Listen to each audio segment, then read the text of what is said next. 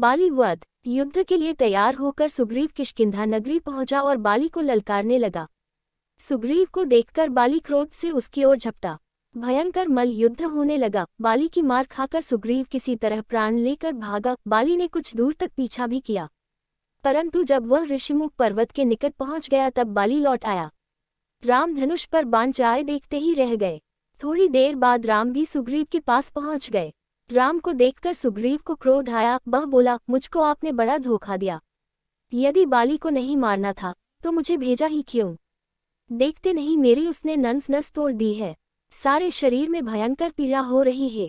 यदि भाग न आता तो वह मुझे मार ही डालता। राम ने अपनी कठिनाई बताई। तुम दोनों भाई शक्ल सूरत में इतने मिलते जुलते हो कि मैं बाली को निश्चयपूर्वक नहीं पहचान सका। धोखे में यदि बाण तुम्हें लग जाता तो बड़ा अनर्थ होता। इतना कहकर राम ने सुग्रीव के शरीर पर हाथ फेरा। उसकी सब पीड़ा जाती रही। उसकी देह वस की तरह कठोर हो गया। राम ने सुग्रीव के गले में नागपुष्पी की लता माला की तरह पहना दी और सुग्रीव से कहा कि अब फिर युद्ध के लिए जाओ। सुग्रीव बहुत डरा हुआ था, परंतु राम के अनुरोध करने पर वह चला गया और नगर के द्वार पर पहुंचकर सिंह की भांति गरजने लगा। बाली अंतःपुर में था। सुग्रीव की आवाज सुनकर वह पैर पटकता हुआ दौड़ा। बाली को स्त्री तारा बड़ी बुद्धिमती थी। उसने सोचा कि अभी अभी सुग्रीव हारकर भागा है, इतनी जल्दी फिर कैसे ललकार रहा है। जरूर कोई न कोई बलवान योद्धा उसके पीछे है। इसलिए उसने बाली को जाने से रोका और कहा कि मैंने अंगद से सुना है कि अयोध्या के 2 वीर राजकुमार इधर आए हैं। कौन जाने सुग्रीव से उनकी मित्रता हो गई हो। आप इस समय न जाएं। मेरा मन कुछ ऐसा ही हो रहा है। गुप्तचरों से सही बात पता लगा लें। अगर मेरा अनुमान सही हो तो आप भी राम से मिलने हुए वीर और धर्मात्मा हैं। फिर सुग्रीव भी आपका छोटा भाई ही तो है। उसे युवराज बनाकर अपना लें। बाली ने तारा को डांट दिया और कहा, सुग्रीव भाई नहीं बैरी है। बैरी की ललकार में नहीं सह सकता। फिर तूने ही कहा है कि राम धर्मात्मा है, वे अकारण मुझे क्यों मारेंगे?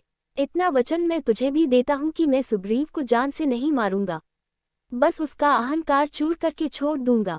बाली ने दूसरी बार युद्ध में सुग्रीव को एक घूंसा मारा। उसके मुंह से रक्त निकलने लगा। वह संभल कर फिर युद्ध करने लगा। चपेटों की आवाज तड़ातड़ होने लगी।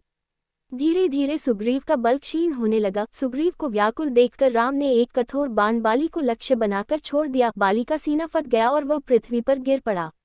बाली के गिरते ही सुग्रीव के सभी साथी प्रकट हो गए। बाली ने देखा कि सामने धनुष चढ़ाए राम खड़े हैं। बाली ने उनसे प्रश्न किए, मैंने आपका क्या बिगाड़ा था? न तो मैंने आपका अपमान किया और न आपके राज्य पर चढ़ाई ही की। आपने यह अधर्म क्यों किया? तो आप कपट वेशधारी छलिया लगते हैं। संसार को आप क्या जवाब देंगे? मुझसे लड़ना ही था तो सामने आकर लड़ते। रही सुग्रीव से मित्रता की बात, यदि मुझसे कहते तो मैं एक ही दिन में रावण और मंदोदरी समेत सीताजी को लाकर आपको दे देता। बाली पीड़ा से बेचैन था, अधिक न बोल सका। राम को बाली की बातों पर रोष सा आया। वे बोले, बाली, जिस धर्म की तुम दुहाई देते हो, मेरा काम उसी के अनुसार हुआ है। तुमने अपने छोटे भाई की स्त्री को उसके जीते जी अपने घर में रख लिया है। उसकी पत्नी रुमा तुम्हारे लिए बेटी के समान है। तुम्हें मारकर मैंने धर्म की रक्षा की है और मित्र की सहायता की है। तुम्हारे काम पशुओं जैसे थे। पशु को आड़मे से मारने में कोई दोष नहीं। बाली ने राम से हाथ जोड़कर क्षमा मांगी और कहा, मुझे पर स्त्री हरण का दंड मिल गया। अपने लिए मुझे कोई चिंता नहीं। मेरी स्त्री तारा अनाथ हो गई है और मेरा इकलौता बेटा अंगद भी अनाथ हो गया। इन पर कृपा कीजिए। राम ने सुग्रीव के सामने ही बाली को आश्वासन दिया। तभी तारा भी रोती रोती आई और पति से लिपटकर विलाप करने लगी। बाली ने एक बार आंख खोली और सुग्रीव को इशारे से अपने पास बुलाया और धीरे से कहा, सुग्रीव, मैं सदा के लिए जा रहा हूँ। पिछली बातों को भूल जाओ।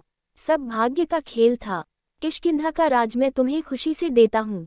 अंगद के अब तुम ही पिता हो। जानते हो वह कितने लाड प्यार से पला है। तारा के सुख सम्मान का ध्यान रखना। राम के काम में किसी प्रकार की ढील न करना। इतना कहकर बाली ने अपने गले की माला उतारकर सुग्रीव के गले में डाल दी। अंगद के अब तुम ही पिता हो। जानते हो वह कितने लाड प्यार से पला है। तारा के सुख सम्मान का ध्यान रखना। राम के काम में किसी प्रकार की ढील न करना। इतना कहकर बाली ने अपने गले की माला उतारकर सुग्रीव के गले में डाल दी। अंगद को बुलाकर उससे कहा, तुम किसी से न अधिक बैर करना, न अधिक प्रेम, क्योंकि दोनों ही महान दोष है। बीच का रास्ता अच्छा होता है। इतना कहते कहते बाली की आंखें बंद हो गईं। भाई के बल पौरुष की याद कर सुग्रीव भी रोने लगा।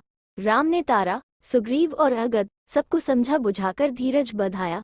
सुग्रीव ने विधिपूर्वक बाली की अंत्येष्टि की। सुग्रीव सहित सब वानर राम के पास लौटकर आ गए।